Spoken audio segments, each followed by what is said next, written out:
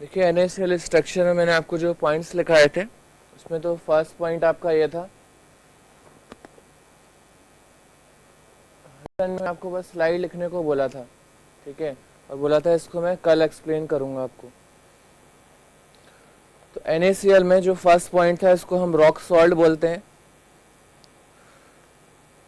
ठीक है। इसमें आपके जो क्लोराइड आयन होते हैं वो आपके CCP पॉइंट्स पे रहते हैं, ये हम पहले भी डिस्कस कर चुके हैं। ये आपके CCP पे रहते हैं और Na+ आपके OHVs में रहते हैं। फिर हमने ये डिस्कस किया था कि इसमें जो कोऑर्डिनेशन नंबर आता है वो 6:6 आता है। तो आपको वो समझना है कि 6:6 कोऑर्डिनेशन नंबर कैसे आता है इसमें, ठीक है। तो ये आपके जो ग्रीन वाले पार्टिकल हैं ये मेरे क्लोराइड के हैं जो कि फेस एंड कॉर्नर पे प्रेजेंट हैं। तो मान लीजिए मैं एक ये ग्रीन वाला पार्टिकल लेता हूँ जो फेस पे प्रेजेंट है आपका। इसके रिस्पेक्ट में अगर हम चेक करें कितने पार्टिकल से अटैच्ड है, तो यहाँ पे देखिए ये पार्टिकल डायरेक्टली OHV से अटैच्ड है जो कि पर्पल कलर का है, जबकि ये ग्रीन वाला जो पार्टिकल दूसरा है इसके बीच में स्पेस अवेलेबल है। तो एक पार्टिकल जो आपके फेस पे प्रेजेंट है और जो मुझे बोलना चाहिए क्लोराइड आयन जो है आपका, वो डायरेक्टली अभी जो हमें इसमें विजिबल है वो मुझे 4 पार्टिकल से दिख रहा है और वो आपके ऑपोजिट आयन वाला है। क्लोराइड आयन है तो आपका वो Na+ से अटैच्ड होगा और Na+ आपके कहाँ पे होते हैं, एज पे और सेंटर पे। तो 4 तो हमें यहाँ एज दिख रहा है, एक ठीक इसके पीछे होगा पर्पल कलर का, देखिए इसकी बात कर रहे हैं हम। तो 4 तो हमें दिख रहे हैं, 1 2, this one is 3, this one is 4। और एक इसके ठीक पीछे है जो ग्रीन के आने की वजह से वो उसके पीछे कवर हो गया है, जो कि ये वाला है। 5 हो गए। और एक यूनिट सेल अगर आप ठीक इसके आगे बनाओ, जो ये आपका ग्रीन वाला पार्टिकल होगा एक और पर्पल वाले से अटैच्ड हो जाएगा, इसके ठीक सामने होगा पर्पल कलर का। तो यहाँ पे आपको हर एक ग्रीन पार्टिकल 6 पर्पल पार्टिकल से अटैच्ड मिलेगा जो कि आपके ऑक्टाहेड्रल वॉइड पे प्रेजेंट है। ऐसे ही आपका जो ऑक्टाहेड्रल वॉइड है Na+, वो आपको 6 क्लोराइड आयन से डायरेक्टली अटैच दिखेगा। तो इस वजह से इसका कोऑर्डिनेशन नंबर क्या आएगा, 6:6।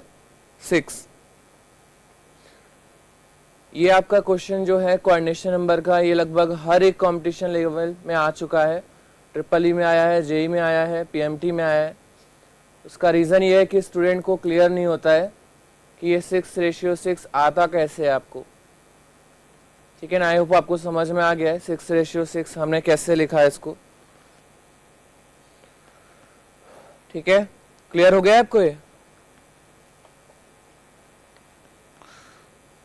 ठीक है। इतना तो ज़्यादातर स्टूडेंट को पता रहता है 6:6। मान लीजिए एज ए एग्जामिनर मुझे क्वेश्चन बनाना हो इसका 6:6 का, तो मैं इसको फर्दर इनहेंस करूंगा। तो मैं आपसे ये तो पूछूंगा नहीं कि इसका रेशियो 6:6 होगा, मैं आपसे क्या पूछूंगा कि NaCl जो टच कर रहा है वो कितने क्लोराइड को टच करेगा, या फिर Na+ टचेस 6 Na+ और Na+ touches 6 chloride ion, Na+ touches 6 CCP points, Na+ touches 6 OHVs। बताइए Na+ कहाँ पे रहेगा हमारा, OHV पे, और जो Na+ वाला है तो वो ऑपोजिट आयन को टच करेगा, मतलब 6 क्लोराइड को टच करेगा। और क्लोराइड कहाँ पे रहते हैं आपके CCP पे, तो 6 CCP पॉइंट्स को टच करेगा, ना कि OHV पॉइंट्स को। एक क्वेश्चन सॉल्व कर लेते हैं इससे रिलेटेड, तो आपको थोड़ा आइडिया लग जाएगा।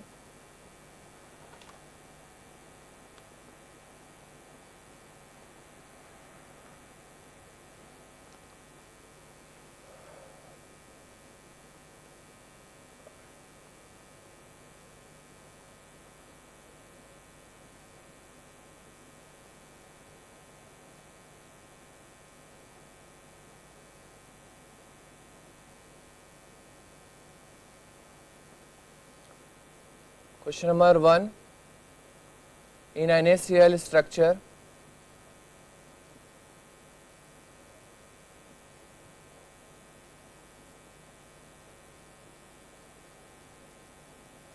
Na plus occupy OHV of the cube. Then which of the following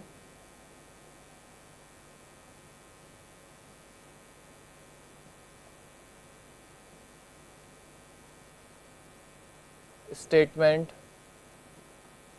are correct? A option,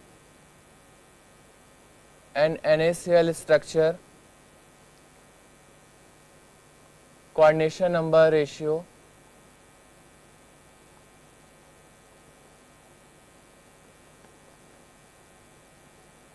Na plus NCl minus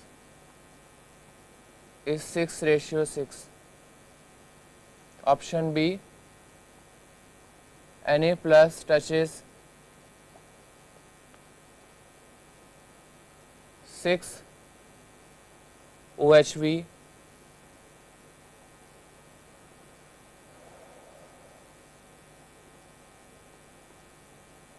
in which Na plus ions are present. Option C, Na plus touches 6 chloride ion at CCP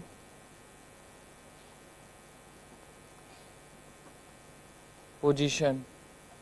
Option D,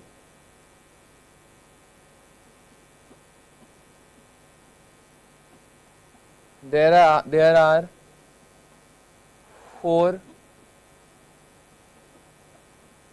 formula unit of NaCl in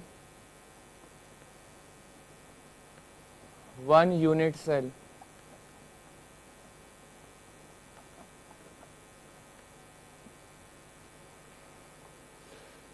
बताइए क्या answer होना चाहिए इसका। इतना तो हमें पता है कि 6:6 होता है Na प्लस Cl माइनस का, उसमें Na प्लस 6 क्लोराइड को टच करते हैं, ना कि Na प्लस को ही। ठीक है, क्लोराइड आपके वहाँ पे CCP पॉइंट्स पे रहते हैं, वैसे क्लोराइड आपके 6 OHVs को टच करेगा। सो कोऑर्डिनेशन नंबर 6:6 है, ये तो करेक्ट है। Na plus touches 6 OHVs in which Na plus ions are present. तो Na plus तो खुद OHV में रहता है, वो कैसे OHV को टच करेगा? तो वो 6 क्लोराइड को टच करता है, ना कि Na plus को। ये इनकरेक्ट है। Na plus touches 6 chloride ions at CCP position, ये करेक्ट है, बिकॉज ये OHVs पे रहता है तो ये CCP को टच करेगा। There are 4 formula unit of NaCl in 1 unit cell of NaCl, ये करेक्ट है आपका, ये हमने कैलकुलेट भी किया था। Na का रैंक क्या आता है? OHVs 12/4 into 1। Cl का रैंक आता है, CCP पे प्रेजेंट है तो 12 1/8 into 8 plus 1/2 into 6। So value is Na4Cl4। So 4 formula unit आएंगे NaCl के, और I can say 4 times molecular weight आएगा एक यूनिट सेल का। So D option is also correct. Clear हो गया? सर डाउट है सर, पूछिए।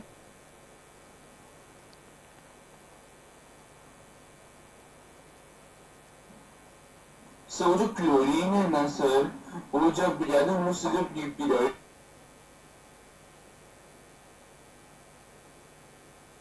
दोबारा बोलिए, आपकी वॉइस कट रही है।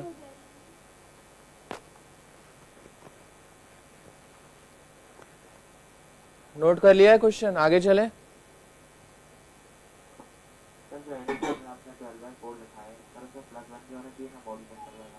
हाँ +1 होगा ना, तो ये एक्चुअली मैंने इनटू कर दिया है, +1 होना चाहिए तभी 4 आएगा।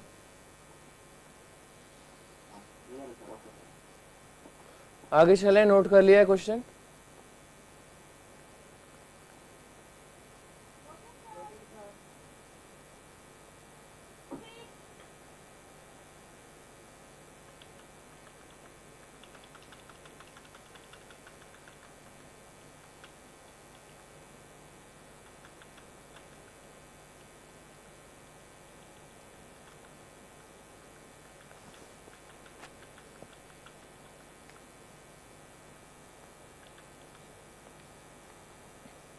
यहाँ पे आइए, कितने पॉइंट्स हमने कवर कर लिए।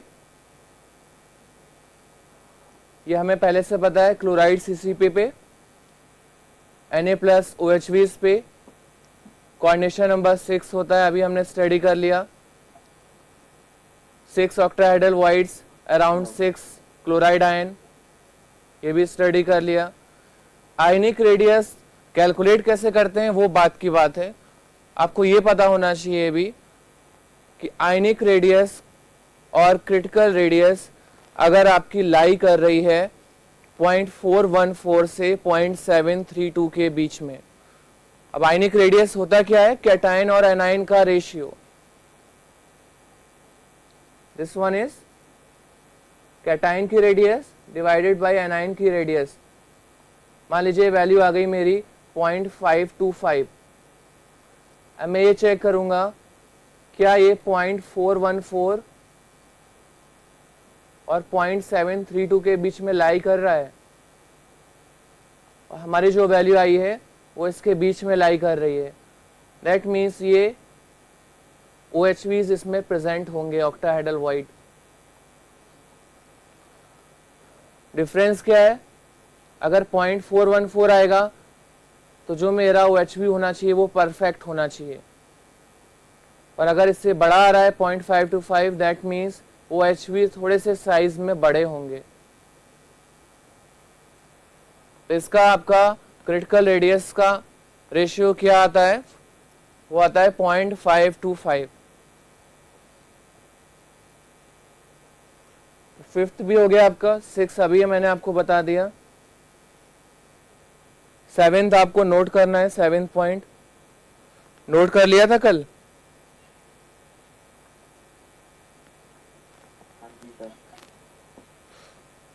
उसी के आगे थोड़ा सा लिखिए। हाँ बोलिए।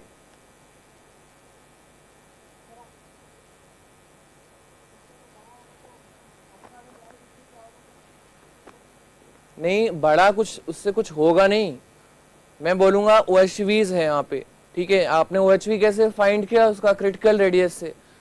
अब आप मुझसे ये पूछ सकते थे सर 0.414 वाला भी OHV है और 0.525 वाला भी OHV है, दोनों में डिफरेंस क्या है। तो मैं बोलूंगा कोई डिफरेंस नहीं है, वो साइज में बस थोड़ा सा बड़ा है, ठीक है। जैसे हमारा मान लीजिए जो OHV कहाँ पे मिलता है आपको, ये मेरा एक फेस है, ये पार्टिकल्स कॉर्नर पे अटैच्ड है, तो इसका साइज बड़ा है OHV का थोड़ा सा। परफेक्ट कितना होना चाहिए था, इसका साइज थोड़ा सा छोटा होना चाहिए था OHV का। डिफरेंस उसमें कोई नहीं आया है। और 7th पॉइंट लिखिए उसमें, sodium iodide, potassium chloride, rubidium iodide, rubidium fluoride, FeO and most of the alkali metal halide have rock salt structure. Most of the alkali metal halide have rock salt structure except caesium halide. अगर हम पूरी periodic table की बात करें तो alkali metal आपके कौन से हैं, Li, Na, K, Rb, Cs, Fr। तो इसमें से ज़्यादातर आपके एल्कली मेटल सारे NaCl टाइप स्ट्रक्चर रखेंगे। Rock salt type. But caesium आपका ऐसा है, वो इसको फॉलो नहीं करता है। एक्सक्यूज मी सर, हाँ बोलिए। लास्ट पॉइंट दोबारा से रिपीट कर दीजिए, कराएंगे हम लोग को। NaI, KCl, RBI, RBF and FeO, FeO and most of the alkali metal halide have rock salt structure except cesium halide like CsCl, CsBr। तो फर्स्ट में एल्कली में CsCl, सीजियम के जो हैलाइड हैं CsBr, CsI, ये सब rock salt structure नहीं रखेंगे आपके। इसको मैं अभी आपको समझाता हूं, पहले एक मिनट नोट कर लीजिए। एक लास्ट पॉइंट और है आपका, if NaCl structure is subjected to high pressure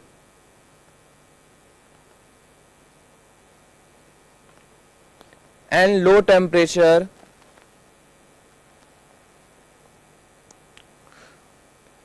this structure, if NaCl structure is subjected to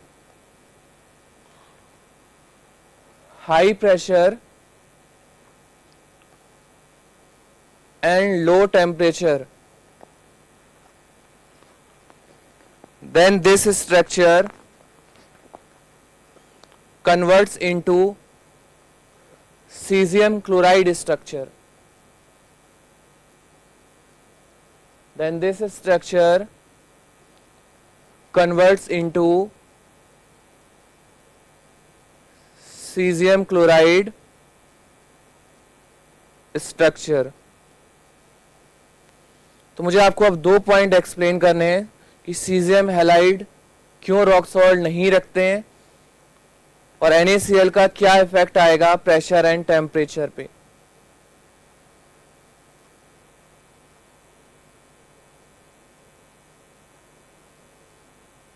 ठीक है, उससे पहले एक क्वेश्चन सॉल्व करते हैं। सर सीजियम लाइट के स्ट्रक्चर का नाम क्या है? बॉडी सेंटर्ड होता है वो आपका।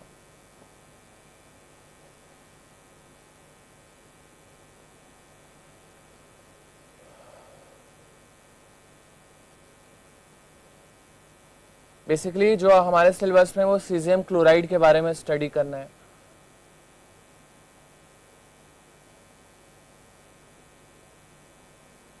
Which of the following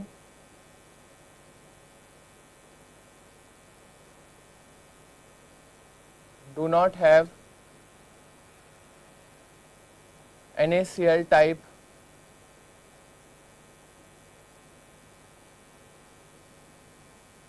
structure? A option NaCl, B option KCl, C option CsCl, D option RBBr।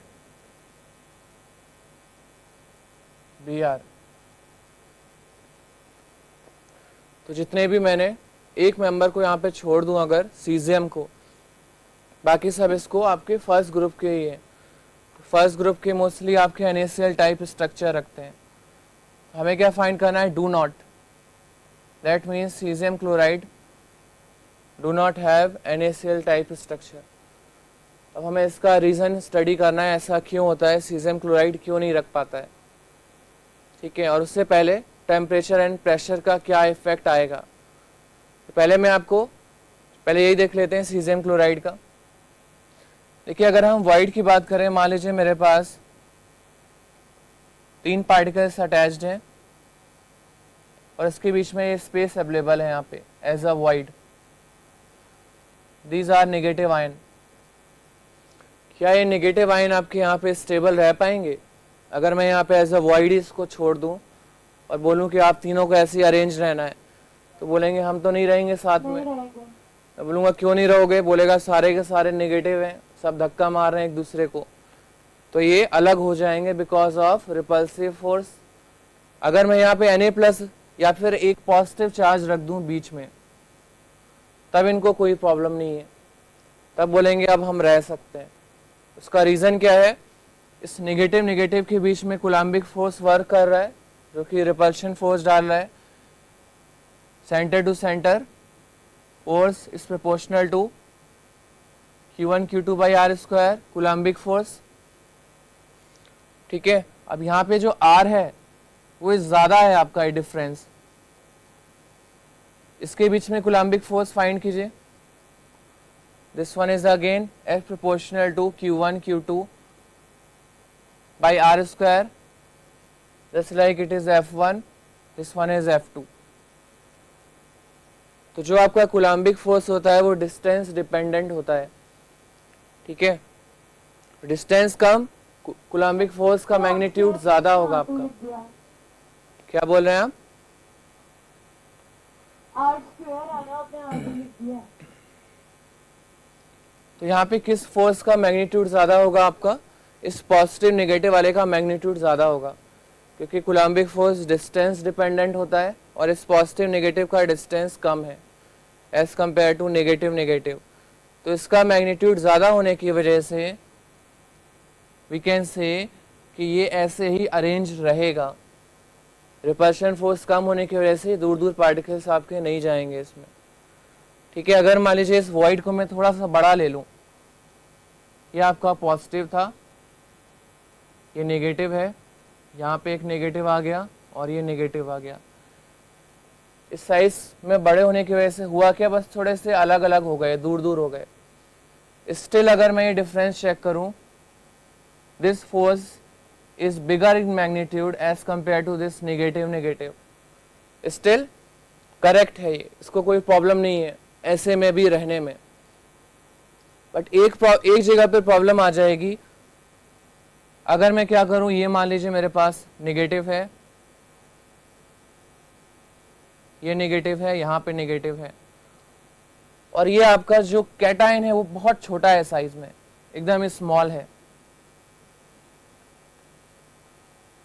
तो वो एक की तरफ अगर वो उस होल्स में परफेक्टली फिट नहीं हुआ तो वो एक की तरफ खिंचा चला जाएगा आपका।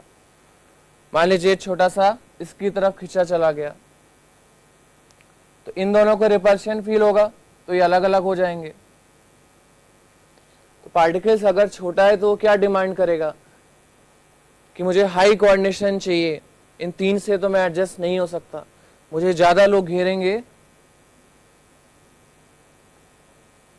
तभी मैं स्टेबल रह पाऊंगा, अदरवाइज उस बड़े साइज में से मैं बीच में से निकल जाऊंगा कहीं से भी। वो छोटा सा जो आयन है उस बड़े साइज में से बीच में से कहीं से भी निकल जाएगा। वो परफेक्टली फिट होना चाहिए उसके बीच में जो स्पेस अवेलेबल है। तो CaCl होता क्या है आपका, सीजियम, आपका साइज इसका बड़ा है फर्स्ट ग्रुप में, सीजियम आपका एकदम नीचे आता है। तो साइज बड़ा होने की वजह से जब आप जो ये क्लोराइड है और CS का साइज जो बड़ा है, सेम कंडीशन यहाँ पे आ जाएगी। सीजियम का साइज बड़ा है, क्लोराइड का साइज छोटा है, तो एक की तरफ अट्रैक्ट होगा, तो बाकी उसको रिपल्शन फोर्स डालेंगे, स्ट्रक्चर अनबैलेंस्ड हो जाएगा आपका, तो वो अनस्टेबल फील करेगा। ठीक है, समझ में आ गया आपको? सीजियम क्लोराइड बताइए क्यों पॉसिबल नहीं है इन NaCl टाइप? बिकॉज CS का साइज बहुत बड़ा है, तो Cl उसके साथ कंपैटिबल नहीं है, उसके साथ उस वॉइड में प्रेजेंट रहने के लिए। इसमें कुछ डाउट आ रहा है तो पूछिए। क्लियर हो गया है सबको?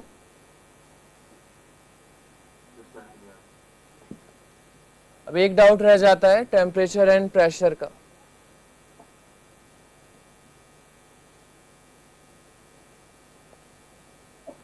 सर एक चीज पूछनी थी, जैसे अब जो रुबिडियम आया उसका भी तो केटायन का साइज काफी बड़ा है, तो उसमें भी तो होना चाहिए ना कि ये बॉडी सेंटर वाला स्ट्रक्चर ही मिले।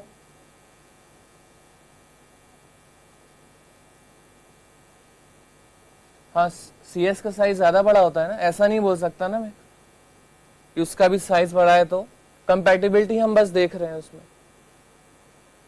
कि सी एस का साइज थोड़ा सा ज़्यादा बड़ा है तो वो थोड़ा सा इम्प्रॉपर बन रहा है उसका वॉइड, इस वजह से वो उसमें फिट नहीं हो पा रहा है 6:6 में।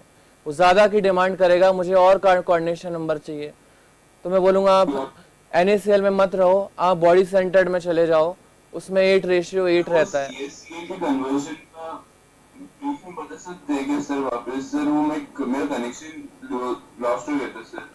देखिए मैंने आपको ये बताया कि मान लीजिए जो आपके बड़े वाले स्फीयर हैं ये आपके नेगेटिव हैं, अगर यहाँ पे आपका कोई आयन प्रेजेंट ना हो तो ये स्टेबल फील नहीं करेगा, क्योंकि नेगेटिव नेगेटिव से आपका इसमें रिपल्शन फोर्स फील होगा, तो ये पार्टिकल्स दूर दूर भाग जाएंगे, एक लैटिस नहीं बन पाएगा कभी भी सेम चार्ज से। तो इसके लिए जो इसमें बीच में स्पेस अवेलेबल था, यहाँ पे मैंने एक पॉजिटिव आयन रखा। अब अगर मैं यहाँ पे कूलम्बिक फोर्स चेक करूँ तो इसका डिस्टेंस कम है इसके कंपैरिजन, तो इसका मैग्नीट्यूड फोर्स का ज़्यादा है F2 वाला as compared to this F1, तो अट्रैक्शन ज़्यादा है एज कंपेयर टू रिपल्शन, तो ये इसमें स्टेबल फील करेगा। इसको अगर मैं साइज में बड़ा कर दूं तब भी कोई प्रॉब्लम नहीं है, तभी ये तीनों के साथ अटैच्ड है, तो ये अनबैलेंस नहीं है आपका, अभी भी आपका जो अट्रैक्शन है वो ज़्यादा है as compared to repulsion. But अगर ये साइज में छोटा हो गया, मान लीजिए इसको मैं छोटा कर दूं साइज में, तो ये एक बॉल के साथ तो अटैच्ड हो जाएगा बट दूसरे बॉल के साथ अटैच नहीं है, क्योंकि साइज छोटा होने की वजह से कि एक के साथ अट्रैक्ट हो गया, तो दूसरे तो रिपल्शन फील करेंगे। तो मैंने इससे पूछा ऐसा क्यों कर रहे हो, बोलेगा मेरा साइज ही बहुत छोटा है, आपने जो स्पेस दिया है उसमें मैं फिट नहीं हो पा रहा हूँ, या तो आप मुझे डायरेक्ट हर तरह से कॉन्टिन्यूसली टच करो तब मैं स्टेबल फील करूँगा, अदरवाइज मैं तो एक की तरफ खिंचा चला जाऊँगा। तो इस वजह से ये स्टेबल नहीं फील करता है। तो सीजियम का साइज बड़ा होने की वजह से ये इसमें Cl के साथ कंपैटिबल नहीं हो पाता है आपका, ठीक है, क्लियर हो गया? सर तो ऐसा एक कंडीशन आ सकती है ना सर, जब आयनिक रेशियो 1:1 हो जाए सर? 1 आ जाए, आप ये बोलना चाहते हो ना? हाँ हो सकता है ना।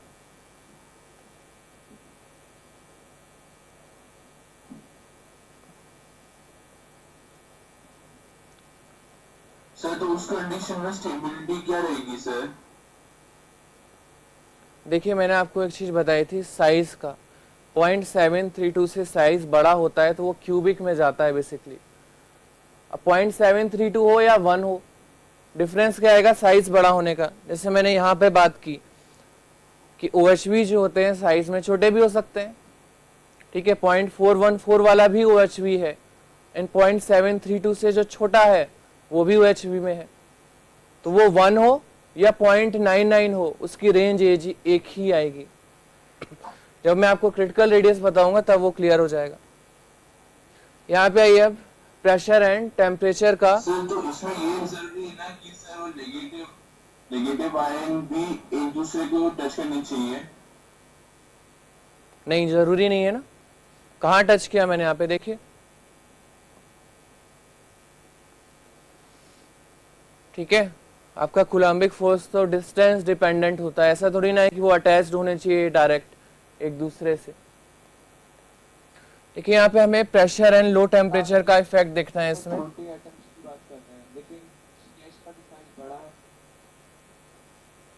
तो CS का साइज बड़ा है, मैं भी तो वही बोल रहा हूँ कि अगर इसका साइज बड़ा होगा और क्लोराइड का साइज छोटा है यहाँ पे, तो अनकम्पैटिबल हो गया ना आपका। जो इसको अब CS तो Cl को टच करेगा, CS तो आपस में टच करेंगे नहीं।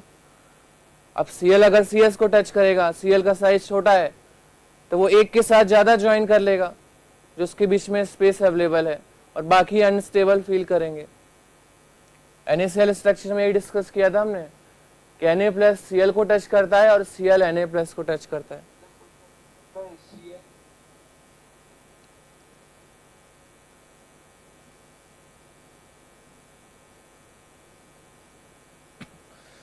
देखिए मान लीजिए हमने एक 2D में ये हेक्सागोनल बनाया है, मैं इसका कोऑर्डिनेशन नंबर इंक्रीज करना चाहता हूँ, या फिर एक क्यूब ले लेते हैं तो आपको ज़्यादा क्लियर हो जाएगा। यहाँ पे एक पार्टिकल प्रेजेंट है आपका, ये फेस वाले पार्टिकल हैं जो इसको टच नहीं कर रहे हैं। यहाँ पे आपका OHVs है,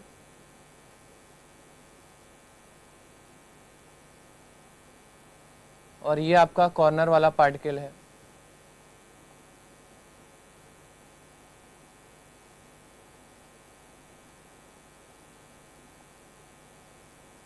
एक रूम में पहले, या एक मान लीजिए आपकी क्लास है, उस सीट में पहले 3 लोग बैठे हुए थे, एक चौथा स्टूडेंट और आ गया, मेरे पास एक ही सीट है, तो मैं क्या बोलूँगा, थोड़ा सा यहाँ पे बैठ जाओ और प्रेशर डालो।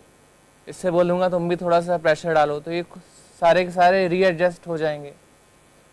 तो मैंने जब इस पार्टिकल से पूछा आप कितने पार्टिकल्स को टच कर रहे हो, तो बोलता है कि मैं 4 पार्टिकल्स को टच कर रहा हूँ अभी। ठीक है, अभी हमने NaCl स्ट्रक्चर में ये ऑब्जर्व किया था, ये आपका फेस वाला है, ये इसको कॉर्नर वाले को टच नहीं कर पा रहा है, ये आपके OHVs को टच कर रहा है, एक पीछे है और एक आगे है इसके।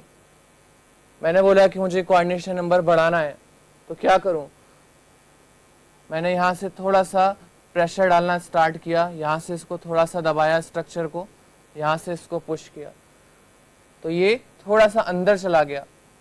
तो अगर मैं प्रेशर इंक्रीज करूंगा तो आपका कोऑर्डिनेशन नंबर क्या हो जाएगा, प्रेशर इंक्रीज करूंगा तो कोऑर्डिनेशन नंबर आपका बढ़ जाएगा। तो अगर हाई प्रेशर है तो कोऑर्डिनेशन नंबर मेरा इंक्रीज होगा, जबकि लो टेम्परेचर है आपका तब भी आपका इंक्रीज होगा। हाई टेम्परेचर पे होगा क्या, किसी तरह पार्टिकल्स बेचारे एक दूसरे से अटैच थे, मैंने इसको हीट कर दिया, अब ये बोलेगा मैं तो जा रहा हूँ यहाँ से। मैंने बोला क्यों जा रहे हो आप, बोलेगा मेरे पास टेम्परेचर रेस करने से आपने सफिशिएंट काइनेटिक एनर्जी दे दी है, अब मैं इसके साथ क्यों वाइब्रेट करूँ, उससे अच्छा मैं फ्रीली मूव करूँगा, यहाँ से चला जाता हूँ। तो जो उसके साथ अटैच था उसका वाइब्रेशन स्टार्ट हो जाएगा फास्ट, और उससे फिर अलग होने लगेगा, तो उसका कोऑर्डिनेशन नंबर क्या होगा, कम होने लगेगा अगर आप टेम्परेचर इंक्रीज कर दोगे। तो लो टेम्परेचर होना चाहिए और प्रेशर आपका हाई होना चाहिए। समझ में आ गया आपको टेम्परेचर एंड प्रेशर का रिलेशन। अब देखिए आपको एक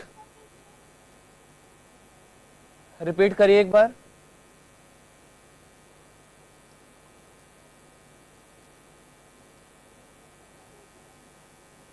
आपकी वॉइस कट रही है, समझ में नहीं आ रहा मुझे।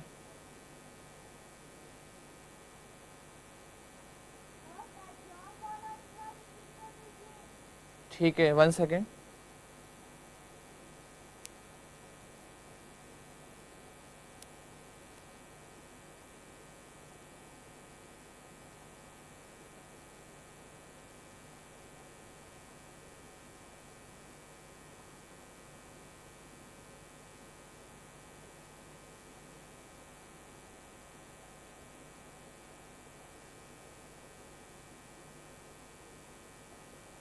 देखिए मैंने आपको ये बताया इसमें कि आपका एक सेंटर फेस वाला पार्टिकल प्रेजेंट है। ठीक है, मान लीजिए ये मेरा NaCl स्ट्रक्चर में क्लोराइड है और Na+ आपके इस OHVs में प्रेजेंट है, ये आपके Na+ हैं जो इसको डायरेक्टली टच कर रहे हैं। बट ये वाला पार्टिकल जो है कॉर्नर वाला इसको टच नहीं कर पा रहा है because of this OHV। But आपने बोला नहीं करना ही है, इसको किसी तरह टच कराना है, इसका कोऑर्डिनेशन नंबर बढ़ाना है, तो मैं क्या बोलूँगा, थोड़ा सा ज़ोर लगाओ यहाँ से, थोड़ा ज़ोर मैं यहाँ से लगाता हूँ, तो ये इसके अंदर थोड़ा सा ज़ोर लगाऊंगा तो इसमें फिट हो जाएगा ये। तो अगर आप प्रेशर बढ़ा दोगे तो वो उसमें पार्टिकल्स क्लोज आ जाएंगे, तो उसका कोऑर्डिनेशन नंबर इंक्रीज होना चाहिए। समझ में आया? जैसे मैं आपसे बोलूँ, जैसे आप पैकिंग करते हो, जब बाहर आप जब लगेज लेके जाते हो तो क्या करते हो, पहले कुछ कपड़े उसमें डालते हो, आपने देख लिया अरे तो फुली पैक हो गया, कपड़े तो और बचे हैं, आप पूरा और ज़ोर ज़बरदस्ती करके और कपड़े डाल देते हो, फिर वो पैक हो जाता है। तो जब मैंने इससे बोला आप कितने पार्टिकल्स को टच कर रहे हो, बोला 4 को। मैंने कहा ऐसे कैसे 4 को टच करोगे, अभी तो मुझे और पार्टिकल्स अटैच कराने हैं। थोड़ा सा प्रेशर डाला, ये भी इसके पास आ गए, तो ये इसके पास आ गए। प्रेशर डालने से इसने भी इसको ज्वाइन कर लिया, इसने भी ज्वाइन कर लिया। तो हाई प्रेशर डालोगे तो कोऑर्डिनेशन नंबर बढ़ जाएगा आपका। टेम्परेचर अगर हाई करोगे तो ये भी भाग जाएगा जो पहले अटैच था, ये बोलेगा अरे मेरे पास तो काइनेटिक एनर्जी आ गई, मैं तो जा रहा हूं। तो आपका टेम्परेचर लो होना चाहिए, तब काइनेटिक एनर्जी लो रहेगी, तो ये पार्टिकल्स उसको छोड़ के नहीं जाएगा फिर।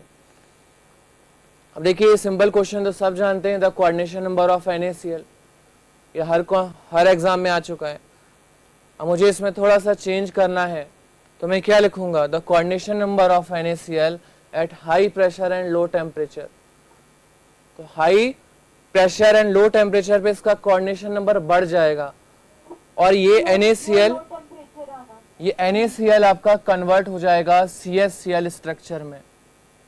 NaCl आपका किस फॉर्म में रहता है, अभी हमने स्टडी किया था OHVs एंड FCC में, जबकि CsCl आपका BCC में रहता है। तो 6:6 से मेरा कोऑर्डिनेशन नंबर बढ़ जाएगा, और NaCl किस में चला जाएगा, 8:8 में। NaCl कन्वर्ट हो जाता है हेलो CsCl में। सर, आपने क्वेश्चन में लो प्रेशर लिख दिया, लो टेम्परेचर आना है, लो प्रेशर लिख दिया आपने। हाँ सर, लो टेम्परेचर आएगा वहाँ पर।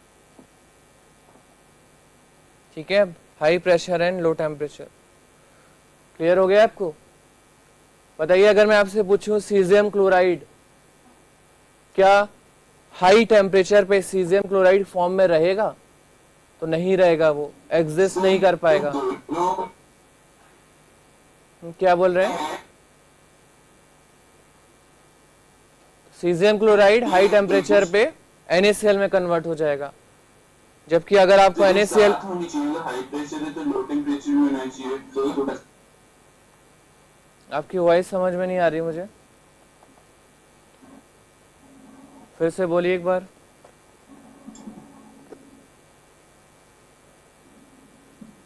सर ये जो हाई प्रेशर लो टेम्परेचर वाली जो कंडीशन है सर, वो सर दोनों एक साथ होनी चाहिए। ऐसा नहीं हो सकता सिर्फ हाई प्रेशर है या सिर्फ लो टेम्परेचर है तो भी सर वो कोऑर्डिनेशन नंबर बढ़ जाए। होगा ना, किसने बोला, दोनों कंडीशन है ना, आप दोनों भी लिख सकते हो, एक भी लिख सकते हो। मैं यहाँ पे सिर्फ ये लिखता कि हाई प्रेशर है, तब भी उसका आंसर वही आता, 8:8 है। मैंने दोनों कंडीशन दे दी है कि आपको दोनों याद होनी चाहिए। क्लियर हो गया आपको, आगे चले, कोई डाउट हो तो पूछ सकते हैं। यस सर, सर क्लियर है। नोट कर लिया ये आपने, CsCl के स्ट्रक्चर में चलते हैं, उसको आपको नोट